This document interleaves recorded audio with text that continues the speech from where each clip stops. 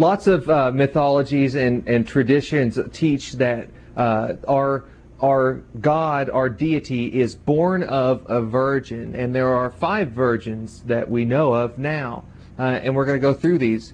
Mary is a virgin. She was Jesus is born of the Virgin Mary, and artwork depicts this without the text.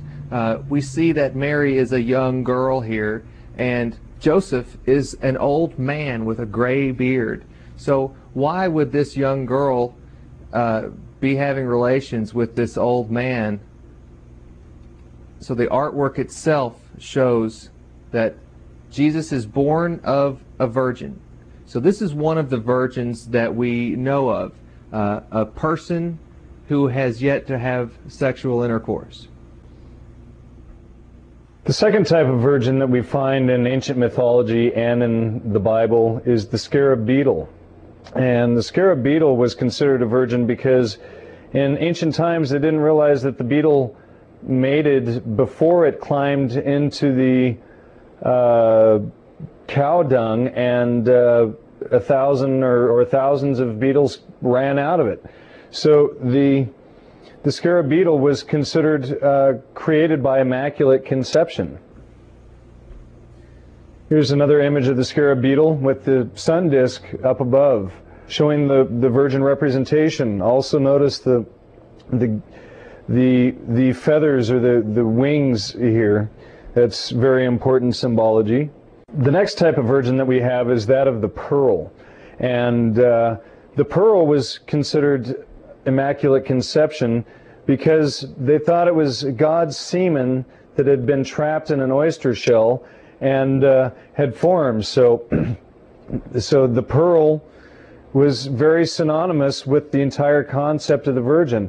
Up above Mary's head on the right, we see the shell, and so this is showing God's semen, the shell up above Mary's head. The entire story is told in that picture. So in this representation, the shell is the virgin, and the pearl is the newborn, born from nothing. Also, the shell represents, over here we see that the shell is also the sun here with the rays of light coming out. The shell with the rays of light coming out. So that's important to understand. They will hide the sun worship symbology and other very similar symbols. Another virgin that we have is Virgo. The sun is born under the constellation of Virgo. So the sun in the sky is born of a virgin, Virgo. As Andy already said, there were 5 types of virgins, and we've already gone over 4 of them. The 5th type of virgin was the mushroom itself, and this is actually the underside of the mushroom, or a spore print of the underside of the mushroom. And the mushroom was considered born of immaculate conception because in ancient times they didn't realize that mushrooms had spores, or they're basically a mushroom seed. And without microscopes, it appeared to them that the mushrooms appeared magically overnight by immaculate conception, and they would be born where they had died before. And so that's also why the mushroom was considered hermaphroditic, having both male and female parts. That's right. This is a spore print, and what a spore print is when you take the cap of a mushroom and drop it down on a piece of paper, for instance. All of the spores will dump out below it, leaving a print of the gills of the mushroom. But to look at this and say, okay, these are spores, there are millions and millions and trillions of spores in this print. You cannot see one single spore with the naked eye. All you can see are clusters of spores. So the mushroom truly is born of a virgin. This is another example. These dots are the veil remnants, but inside the dots, the little dust that collects, those are the mushroom spores. Mithra was born of a virgin. Mithra was born of a stone. And here we see the mushroom being born of a stone, born of a virgin. So the anthropomorphism of the deity, again, is born of a virgin. Mithra here with his standing on top of the cosmic egg, or the primordial mound. He is an entwined column. He has tail feathers like the mushroom does, and he also has wings at the top of his head. Very similar to Libertus, very similar to the Amanita muscaria.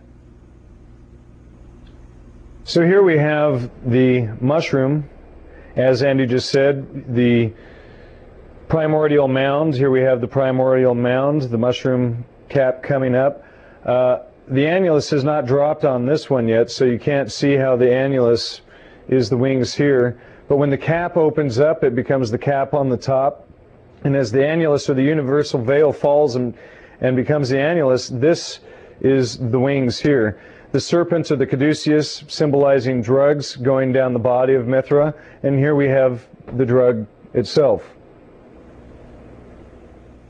Here's a depiction of the upturned cap of Mithra, the upturned cap, the wings on his back, and the wings of his tail feathers. And below here, again, the primordial mound. We put wings on top of our Christmas tree.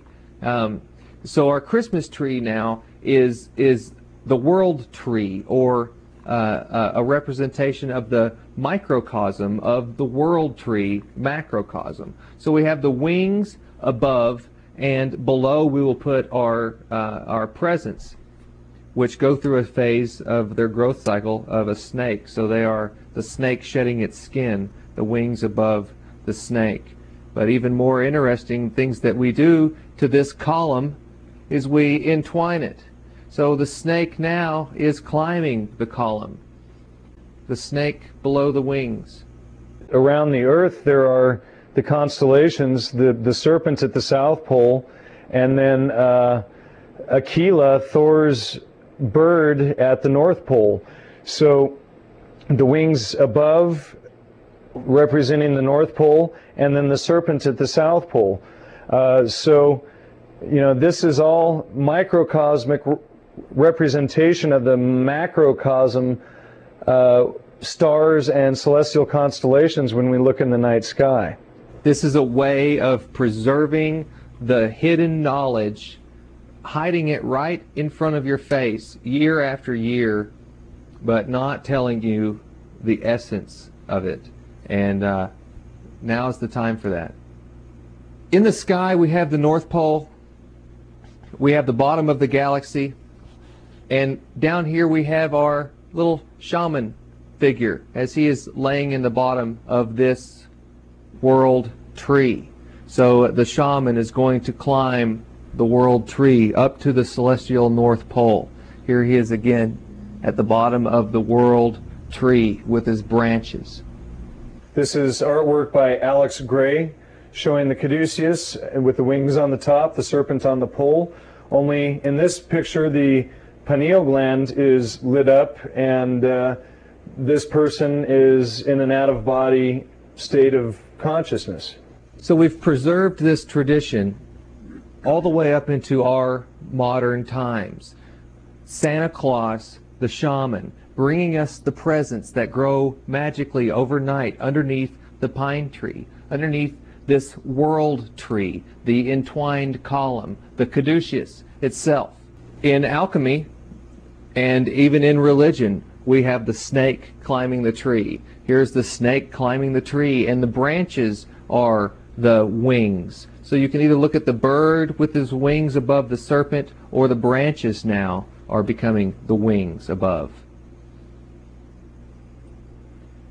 Here we have Jacob's ladder, and the story of Jacob's ladder is that Jacob was lying with his head on a stone, and as we mentioned earlier, the bleeding stone or the burning stone, he's lying with his head on the stone, and then he has an out-of-body experience, and he climbs the ladder. Fulcanelli is the where we pulled this picture from, the Mysteries of the Cathedrals. Fulcanelli was a master alchemist who wrote the book The Mystery of the Cathedrals and dropped out of society, and nobody knows much more about him. But he was a master alchemist, and in this book he takes you through Notre Dame and shows you the cathedrals and the mysteries within them. And this is just one of many pictures in that book. So we climb this ladder to the heavens. We, as the people on the lower realm, climb the heavenly ladder up to the celestial deity, the Trinity. This is very likely the 7 known planets, as well as the 12 celestial constellations, and then the God or Jesus figure at the top. There are lots of ladders in mythology, religion, alchemy, all of this with heaven above and hell below. Even in Masonry we have ladders. Climbing the ladder, having the key, climbing the ladder to the heavens with the keys of enlightenment.